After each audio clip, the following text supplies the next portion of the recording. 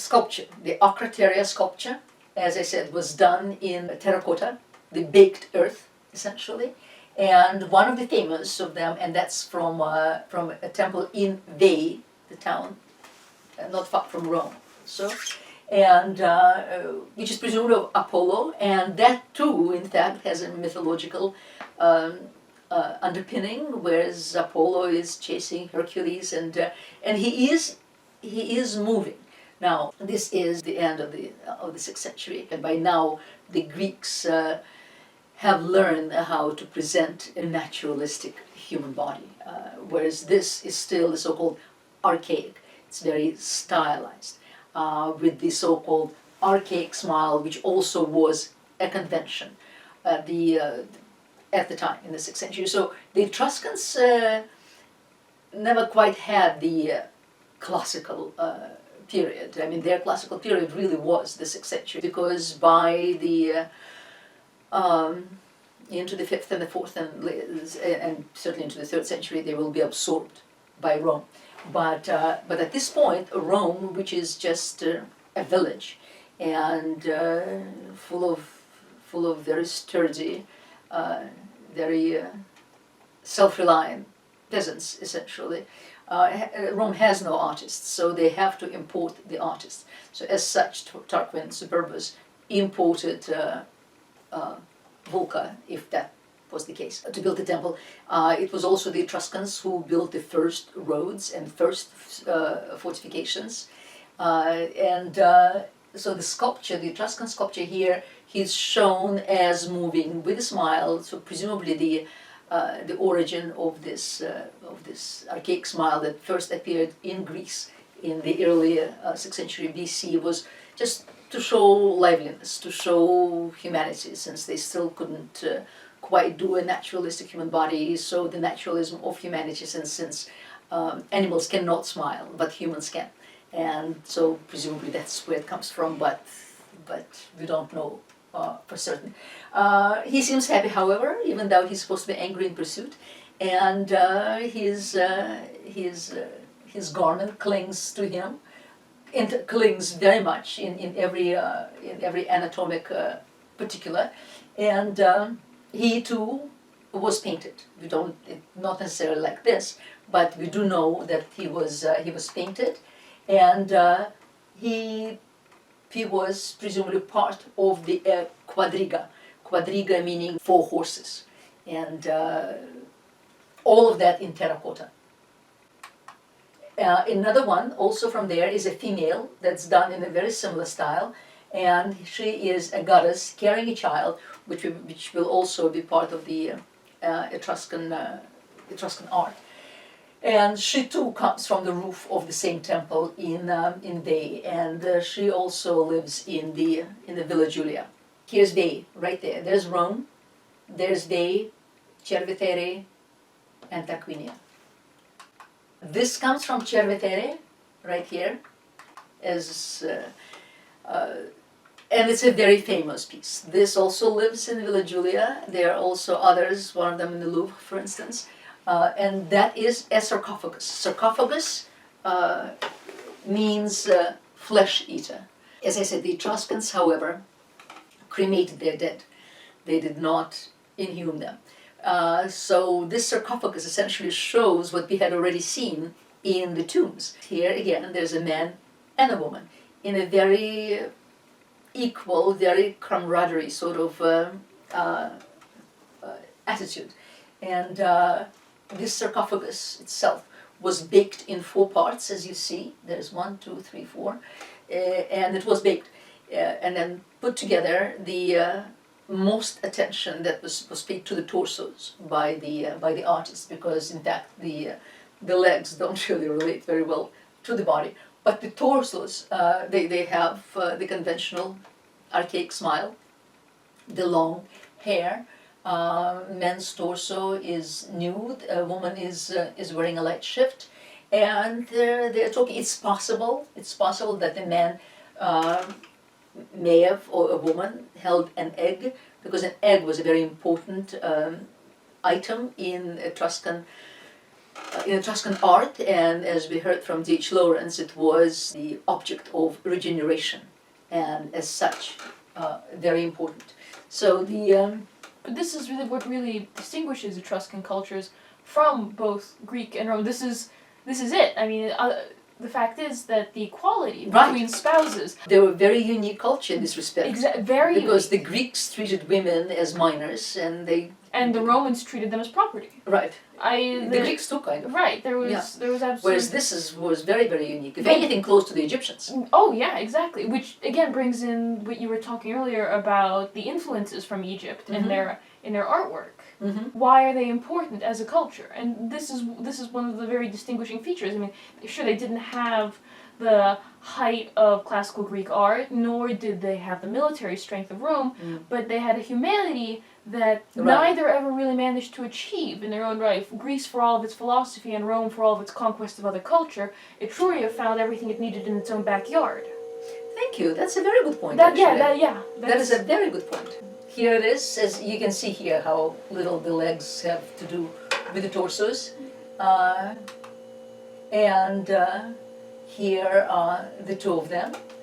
As I said, it's possible that the woman may have held an egg in her hand. We don't know. This is Villa Giulia. If you want to read more, not from Wikipedia or the internet sources, but the actual scholarship at the villa. And here the Etruscan women, whether they married or unmarried, were famously free. And this is what we talk about here. And these sarcophagi display the aura of self-confidence and affection of the couples. And they took their place in public events together, and they participate in councils. Nude athletics, we're not sure about that. That may have been, I'll read to you an excerpt from a Greek historian who claims that, but we're not sure about the nude athletics. The famous nudists of the ancient world were the Spartans, in fact. Now, those girls, yes, they participated in, perhaps they had kilts, but otherwise they were nude. So the liberty of the women was notorious among the Greeks and Romans, who were scandalized at the freedom they enjoyed. Women socialized, drank at banquets with men reclining with their chosen partners. This is from another tomb, just to show what women looked like, what they wore, beautiful jewelry. And here is Theo Pompos, from his histories. And so he looked at this female freedom through his own Hellenistic point of view. And as I said, women in the Greek world were considered minors. They certainly were not allowed to go anywhere by themselves without being accompanied by men. And they stayed at home in the female quarters called gyneciums, where they were born and where they lived their entire lives. Men came to them to breed children upon them. Otherwise, men went and lived their own lives. And as I said, homosexuality was completely accepted as a form of life that did not prevent them, again, going home and breeding children. But the two sides of life existed simultaneously. Now, whereas the Etruscan society seems to be more like our own, but to the Greeks and then the Romans as well, it was completely shocking. So here he writes, and it's not necessarily everything is true. So, sharing wives is an established Etruscan custom. Etruscan women take particular care of their bodies and exercise often, sometimes along with the men and sometimes by themselves. It is not a disgrace for them to be seen naked. They do not share their banquet couches with their husbands, but with the other men who happen to be present, and they propose toasts to anyone they choose. They are expert drinkers and very attractive. The Etruscans raise all the children that are born without knowing who their fathers are. Now, a lot of it is slander, and slander was very well known in the ancient world as it is today. So, fake news. They did exercise, they were attractive, no question. The rest of the things, sharing couches with other men, they may have. I mean, we sit at the table with, not necessarily with our husbands, so that's probably true. But everything that sounds squirmy is probably slander. And his name was Theo Pompos, Theo God, Pompos. I mean, a pompous god. if the shoe fits. If the shoe fits. We'll look at some more Etruscan mirrors. They're very beautiful. Women definitely took care of themselves, their bodies. It looks almost like our world from the social interaction point of view. And they produced many mirrors. Those are bronze mirrors, and one side of course was reflective and the other one was decorated with spectacular, beautiful line art. And if anything, I'll show you, Picasso essentially appropriated this art to make it his own. But here you see a classical nude, much better in fact than in the terracotta sculptures. Let's see. And speaking of terracotta sculptures, one of the important either votive objects or a cinerary urn was done in the form of Matuta, and that essentially means the Earth Mother, and all cultures had Earth Mothers, and that was the Etruscan one, and later on it will be merged with the goddess of dawn, and then it may also be merged with the goddess of Vesta, the goddess of the hearth, and various other maternal goddesses. So in Mater Matuta, Matutinus means morning, and the idea of light perhaps being closely connected with childbirth, whereby the infant is brought into the light of the world. She also came to represent Juno in Roman mythology or Hera in Greek mythology. So because these cultures, as they came together over time and mixed and matched, their gods did the same thing. And their gods became often indistinguishable from one another. Rome's original gods, whatever primitive gods they worshipped as a village at first, then merged with the Greek gods with different names. So Matuta had a temple in Rome, in the Forum Boarium, where the festival of Matralia was celebrated on the 11th of June, which is very close to the summer solstice. So only married women were admitted. She was originally she was one of those female goddesses, as the Bonadia, the great goddess, as the Vesta, and she was part of the same sort of cult. So only married women were admitted, and none who had been married more than once were allowed to crown her image with garlands. Under Hellenizing influences, she became a goddess of the sea and harbors, although the memory of her earlier function as a goddess of childbirth survived till imperial times. I keep throwing words like Hellenic, Hellenistic, because this world was so connected to Greece. The Greek history proper is very roughly divided into the Archaic period, from about 800 to about 500. So those three, especially the 6th century, the Archaic period, then the Classical period, which is Hellenic, Greek period, and that's the 5th and most of the 4th century. And then beginning with the year 323, which is the year of the death of Alexander the Great, begins the so-called Hellenistic period. And the difference between Hellenic and Hellenistic, the suffix istic is pejorative.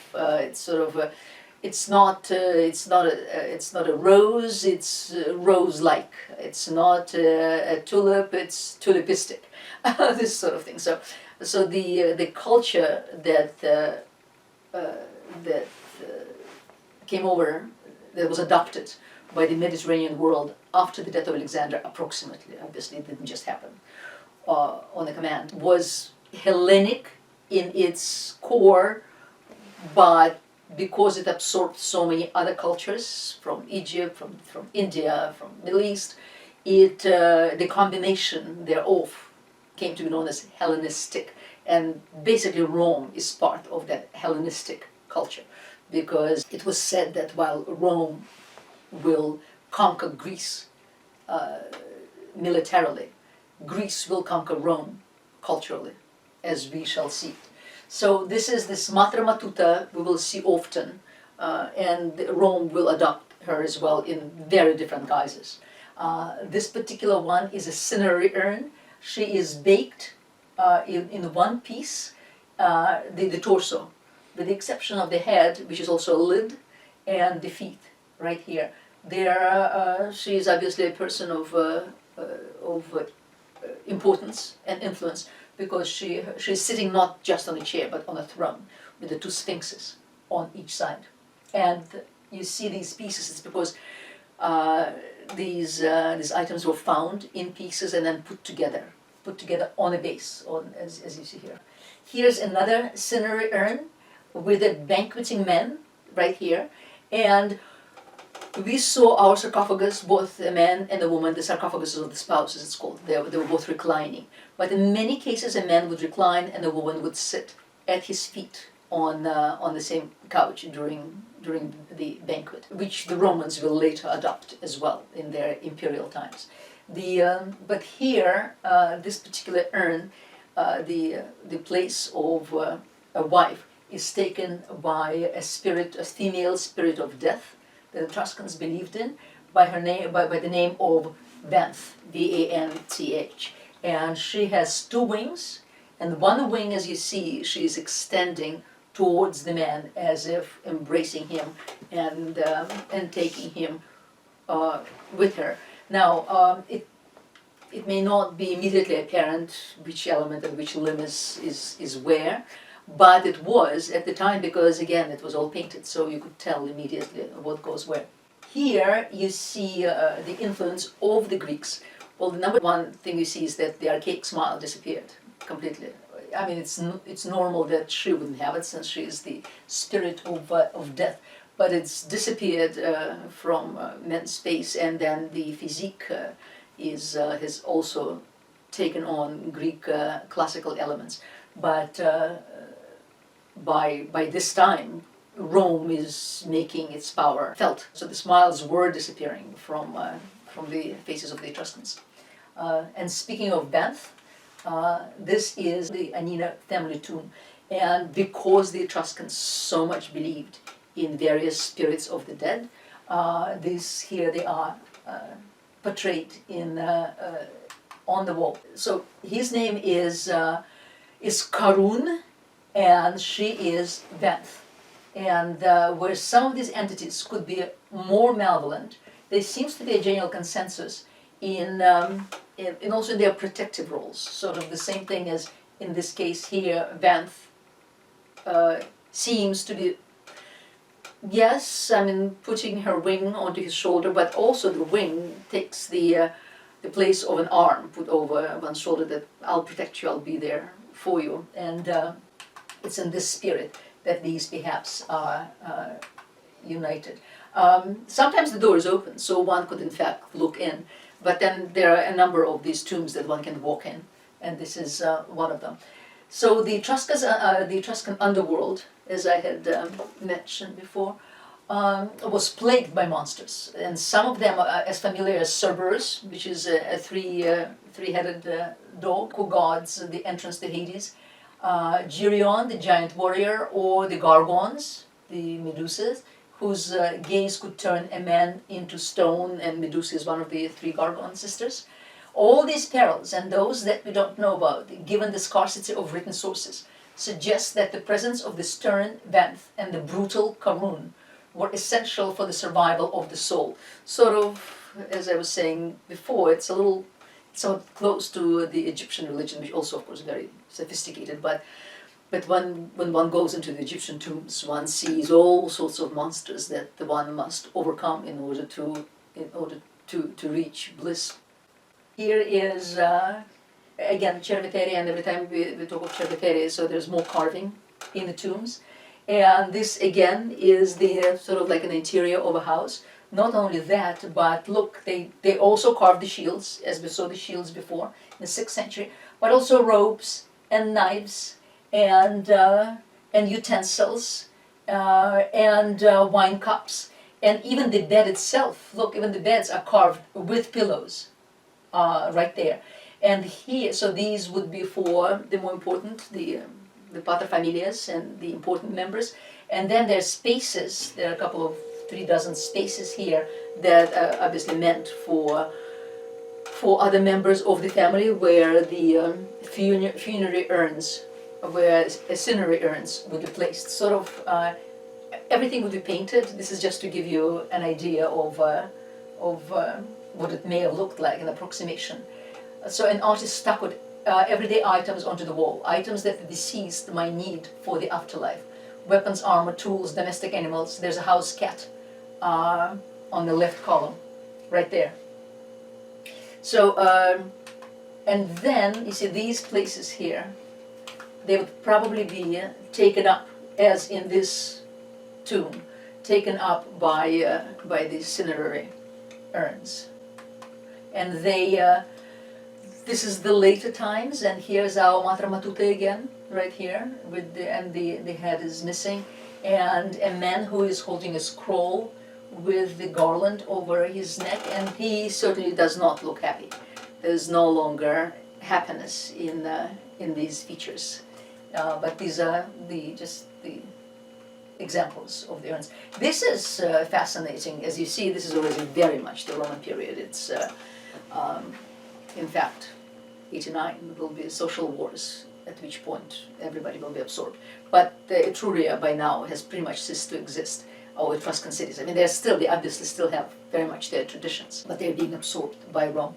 And it's an elderly couple, and the Etruscans were famous for their portrait sculpture, which Romans will also absorb. Much more so because the Greeks were very famous for their holistic nudes, for being able to express beauty, balance, cosmic proportion in a human nude, whereas the Etruscans did not do that. But going back to what Sasha mentioned before, the humanity of the people, they were very good with portraits, and the Romans will adopt that to their own needs, of course, not the human needs, but we'll see it.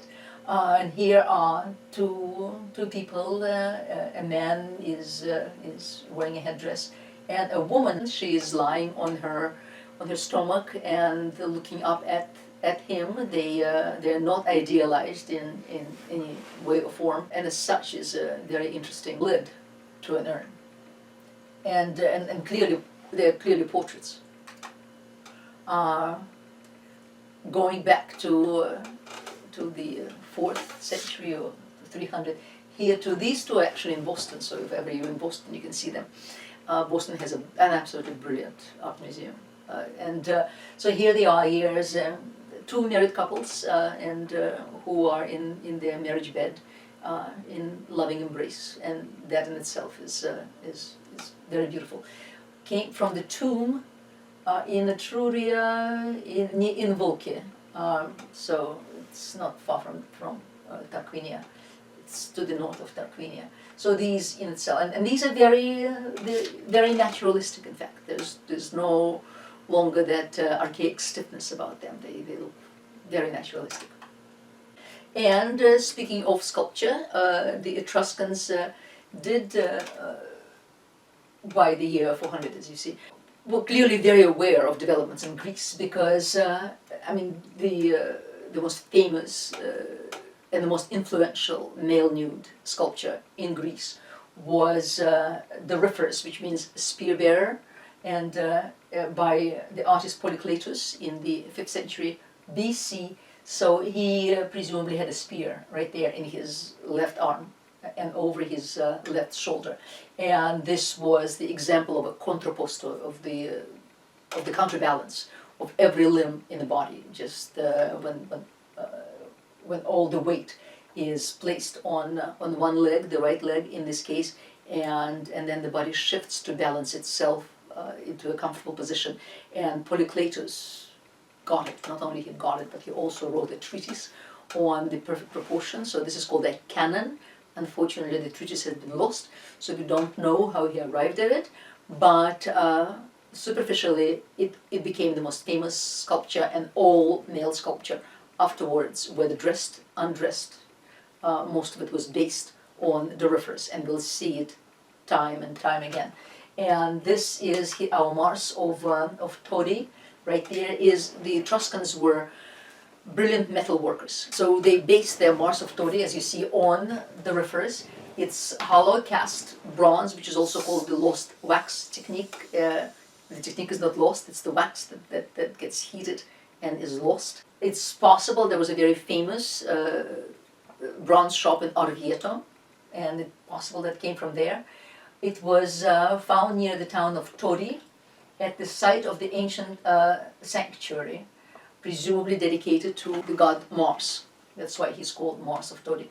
A warrior dressed in armor, probably performing libation before going into battle. He used to lean on an iron spear right here, so sort of our doryphorus with the spear, held in his left hand, and his right hand held a cup, and here was the spear. So he also is a doryphorus of sorts. The inscription on the edge of the cuirass is the armor that he is wearing, but the Roman armor was done in embossed leather. Records the donation of the statue to the god by a man called Ahal Trutitis, and the helmet has been lost, and he lives in the Vatican museums. So you see how, as I said, the Vatican museums also have a very rich Etruscan collection. And here, this is where he comes from. Now, probably the most famous Etruscan sculpture that immediately comes to everyone's mind is the Capitan She-Wolf. Well, today's scholars are pretty certain that she, in fact, was cast sometime in the 12th century AD. So she's not really Etruscan, but she's a medieval sculpture. But there was definitely on the Capitol a sculpture cast by Etruscan smiths on the Capitol of a wolf. It has to do with Romulus and Remus, the little babies. But originally it was felt to be Etruscan work of 5th century BC. As you see, she's supposed to be a wolf, but I mean, the strange thing here is that there were plenty of wolves in Europe and in Italy, and still are, in fact, in some parts. So they should have known what a wolf looked like, but obviously neither the ancient sculptors or, as the case may be, the medieval sculptors, which is even stranger, because those medieval forests were filled with wolves. But they decided to represent it in a more heraldic terms. She's a wolf, but she has sort of more of a lion's mane, as you see here, and the rest of the body has no fur. So it looks more heraldic, and who knows? I mean, heraldry certainly was very much the case in times medieval. But the contemporary textbooks may not even have her, because it's pretty certain today that she was cast considerably later. But she still very much is there on the Catalan Hill, and still a great attraction. Now this definitely is Etruscan work, and a very sophisticated one at that. It is a wounded Chimera from Arezzo, another Etruscan town. By now, 4th century Rome is there, but the reason it is it's considered, well, it's still Etruscan workshops, and because the traditions very much remain. And one thing will be interesting about Rome, in fact, is that they'll be very tolerant of other cultures. Once they conquer them, they pretty much let them be. They did not impose their gods on them, they did not impose their religions, they let them maintain their own cultural identity, even though the Etruscans will disappear by the imperial time. And I keep saying again, imperial versus republican times, because Rome's own history will be, the Western Rome, will be divided into two 500-year periods. From approximately 500 to the year 0 is a republic. Rome is ruled by a republican constitutional government. Not a democratic republic, very much an aristocratic republic, but the republic nevertheless. And then from the year, approximately 0 to 500, Rome will be ruled by emperors. Which will be a very different strata and very different scheme of government, of course. So, and they're very distinct, two distinct periods: the Republican period and the imperial period. So that's why when I keep talking about the imperial period, by the imperial period, the Etruscans, as a people, pretty much will disappear. Even though there's still, plenty of people who of course claim especially in these towns, to go back to times. Etruscan Emperor Claudius's first wife was Etruscan, and he wrote the history of the Etruscans, which is lost today, unfortunately. So wounded Chimera. Chimera is another Greek mythological creature, or perhaps the Etruscans shared that creature with the Greeks. It was, according to the mythology, it's monstrous, fire-breathing hybrid creature. It's usually depicted as a lion with the tail of a snake and a head of a goat growing from the side. And was apparently a calendar symbol of the tripartite year, in which the seasonal emblems were lion, goat, and serpent. It's possible that this particular sculpture was part of a group with another hero, Bellerophon, who fought Chimera and who conquered Chimera on his winged horse Pegasus. So it's possible that this was part of that group, and then just the rest of it is lost. But she is gorgeous and might as well stand by her own as well.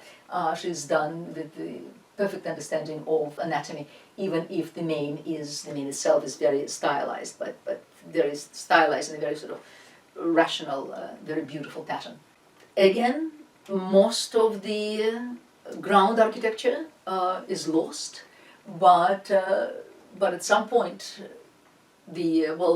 especially when the Romans began to advance, the Etruscans began to build the fortification walls, and the so-called Porta Marzea is part of the original fortification wall. Even now it's moved, and in the 16th century it became part of a 16th century defense fortification. Well, the defense walls of Perugia. Perugia in the 3rd century, in fact, made a deal with Rome, so it was not destroyed, because towns like Cerveteri and Tarquinia and Orvieto, those were destroyed by the Romans and then later rebuilt. But Perugia was not, and the piece of wall still remains, and here it is. It was incorporated, as I said, in the 16th century in the Perugian walls. Built in travertine is a type of stone that will be just as tufa, will be used in Rome very often. Capitals, now the design is that of, it's an arcuated entrance, designed as an arc or an arch, and we'll talk plenty about arches because they're very much part of Roman architecture. But what the Etruscans had done here, which is very interesting, they surround, because the Greeks did not use arch that much. The Greeks much preferred post and lintel architecture. In other words, 2 posts, and then a lintel above them. And so there would be a beam upheld by 2 posts. So it's a rectilinear architecture, which the Greeks preferred to the arcuated architecture. So the Etruscans incorporated both of them. The Etruscans now did the arch, as you see, and placed this arch besides these engaged square columns, as you see here. So this would be a sort of Greek-like, Hellenistic architecture that formed a frame for the arch, and the Romans will just go to town with this particular type of architecture. They're called pilasters. This square half columns are called pilasters, and I think they're using, looks like acanthus leaves. They're using Corinthian capitals. Then in between there are 5 niches, and then in the central niche, let me see. Here's what it really looks like in the sunlight. In the central niche, I don't know, do you see this one here or this one better? I don't know. Is Zeus, and on each side of him are Castor and Pollux, the twin sons of Zeus, and then both of them were horse riders, so their famous horses are also featured on each side. And then and then 3 other representations of perhaps local deities, protectors of the city. This is what it looks like in the sunlight. And this is, you can just see, beginning in the 7th century BC, the Etruscans built defensive walls around their cities. And here is that the Etruscan part. The voussoirs, we'll talk about voussoirs, are the trapezoid stones, masonry, that goes into making a true arch. So this is our Port of Arts, and Perugia is gorgeous. It's a beautiful city. Speaking of portrait sculpture, here is a bronze cast of, he is named conventionally as Lucius Junius Brutus, but of course, I mean, there's obviously a real man who posed for this portrait, but Lucius Junius Brutus lived around 200 years earlier, and he was one of the leaders in overthrowing Tarquinius Superbus, the last Etruscan king, and as such became a Roman hero. One of his descendants will be one of the assassins of Julius Caesar. I love this one. This one, again, you can see how very much a portrait this is. This one is terracotta, and there were plenty of them, and they usually were offered as, they were made as offerings to the gods. And the unique features, I mean, large ears, broken nose, blonde hair, and the blonde hair, well, the Celts or Gauls, the Celts will cross over into Italy over the Alps sometime in the 5th century, maybe even 6th century BC, and kind of found the city of Milan, and they'll the northern cities in Italy, and the Celts were blonde, and it's possible that there was an interconnection, or maybe this was a Celt. A very interesting, a very famous full-length statue. It comes from the 1st century BC, so this man is Roman. He in fact is wearing a short senatorial cloak and the Roman boots, except he is Etruscan. So this really is the case where the Etruscans have now become Romans. And his name is in Etruscan Auli Metelli, and he was an Etruscan senator in the Roman Republic, originally from either Perugia, with the doorway, or Cortona. But his Roman name is Aulus Metellus. He by now is a Roman citizen of very distinguished rank. In fact, Romans were Roman families who could boast Etruscan origins, were very proud of those origins because they were, of course, considered far more ancient than the Romans themselves. And so he came from a very distinguished family. He's also called the Arigatore, or the orator. And as you see, there's only a slight indication of our spear bearer. It does appear that his weight is placed on his right leg. We can see the knee on the left leg protruding slightly, but there is nothing of the balance or proportion or the elegance of the Polycletus' sculpture, because that's not the Roman way. The Romans were not intellectuals. They were not aesthetes as the Greeks were. The Romans were very practical people, and pragmatic. Here's the man.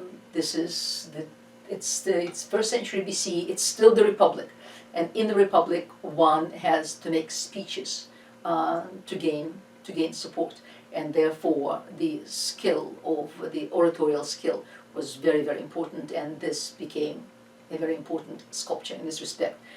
Later on, we'll see the combination of both, the combination of the Polycletus sculpture and this one.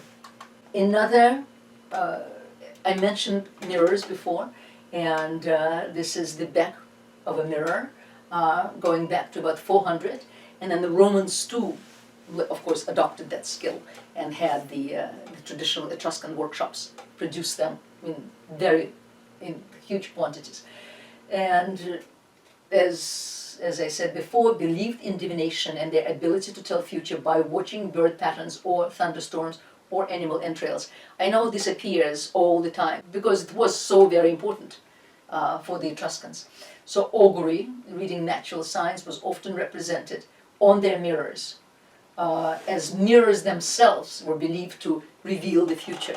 It's interesting because augury being the study of birds and bird patterns, and being something that was adopted by the Romans, ornithology, the best school for ornithology today, is still in Rome. Oh, really? Yeah, because they just have such a long and rich culture of bird Interesting. watching. So for anyone who's interested in ornithology, Really? to this day, the best place to find it is in Rome because of Etruscan roots. That's amazing. And here's an ogre. This is mythological figure with wings, but he is examining a bird's liver. Here are more examples. This is the one we saw before. Here's still another, and the lines were so precise and so expressive.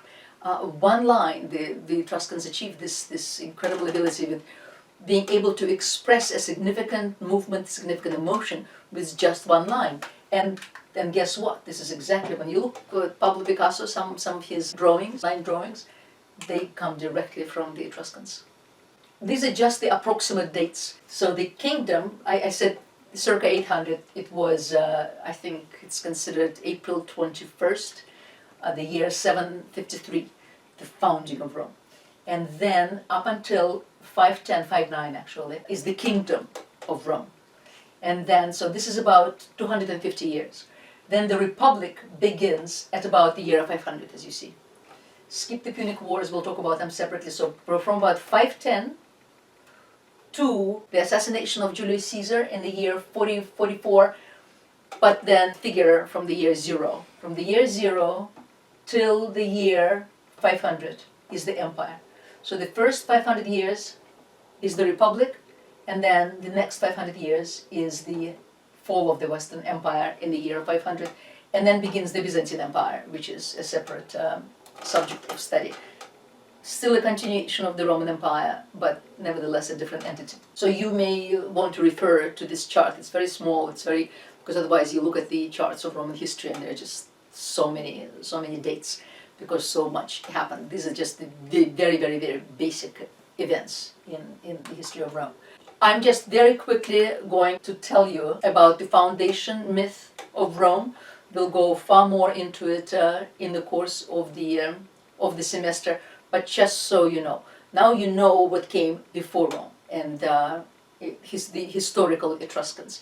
As to the historical Romans, we'll start with that in the next lecture.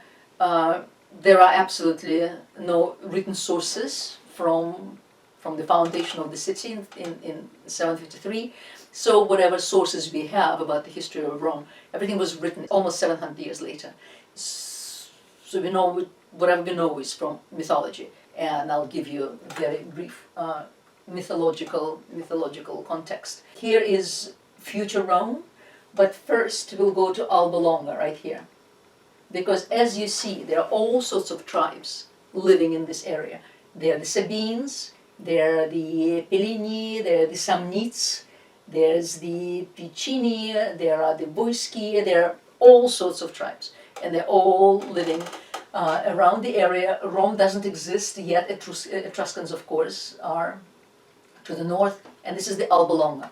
And the story here goes that two brothers, Numitor, right here, and Amulius. Numitor is the elder brother, Amulius the younger brother. Numitor is the king of Albalonga.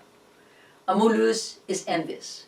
Stage a coup, defeats the brother is exiled. King had a daughter by the name of Rhea Silvia. The usurper placed Rhea Silvia into a compound to watch the sacred fire. She became the first so-called Vestal Virgin to watch the sacred fire and was disallowed to marry. No one could come near her. No man could come near her, so there are no descendants.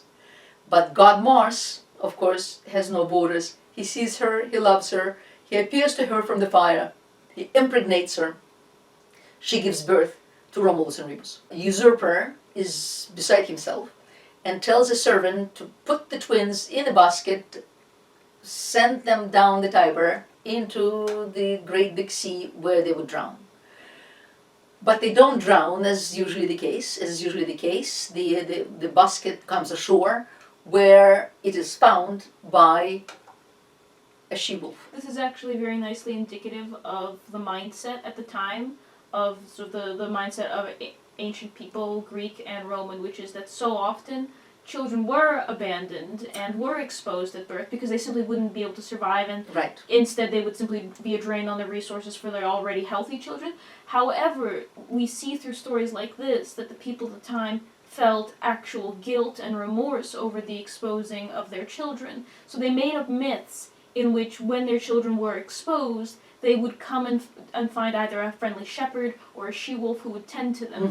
This sort of, it's Right. almost a PTSD mentality. Well, it'd be where all these people were so scarred by the hard lives they led and what it meant for the children that they could never have. Right. That they created these myths that let the founding of our city be that these children whom we abandoned because we couldn't provide for them, that instead they provided a great nation. Yeah, that's a very good point. Yeah. So she-wolf found them, suckled them, and then so they survived until they in fact were found by a shepherd, Faustulus, and his wife, and they grew up. And then they founded their own town on one of the 7 hills, on the Palatine Hill. But then they quarreled, and as a result, Romulus kills Remus. So Rome begins with the fratricide. So that's the beginning of the story. The Vestal Virgins. Rhea Silvia is the first Vestal Virgin. In all primitive societies, fire is extremely important. So this is a very ancient tradition, and they were the venerated priestesses. Vesta is the goddess of the hearth, and then the Etruscan Matra Matuta may have been blended with her as well, and the guardians of good fortune of Rome.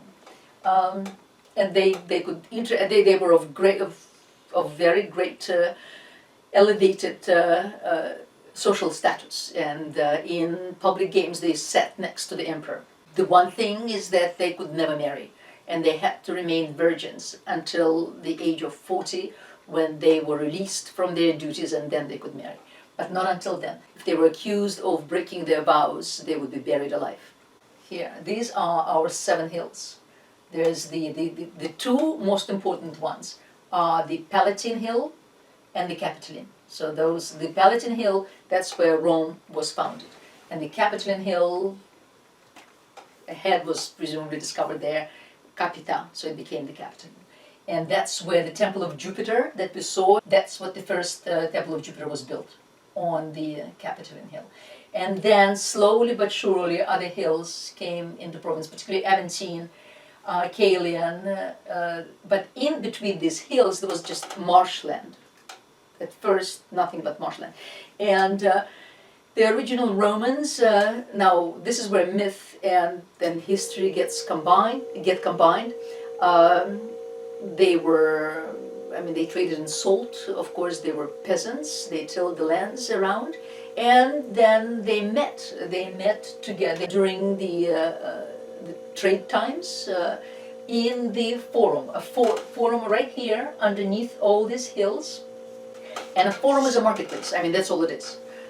With time, it became a civic center, as often it is with us. When you think of the Princeton shopping center, or an attorney might rent space there, or shops, or what have you. But originally, it was just a marketplace. This is where people met. But these are the first 2 important hills: the Capitoline, the Palatine, and then the Aventine. And there's the forum right here. With time, various buildings were built around the forum, and we'll be looking at them in other lectures. Back to mythology, because the original Romans, the Romulus, mythologically, gathered around himself a band of vagabonds, essentially, and raiders of other towns, and there were no women among them.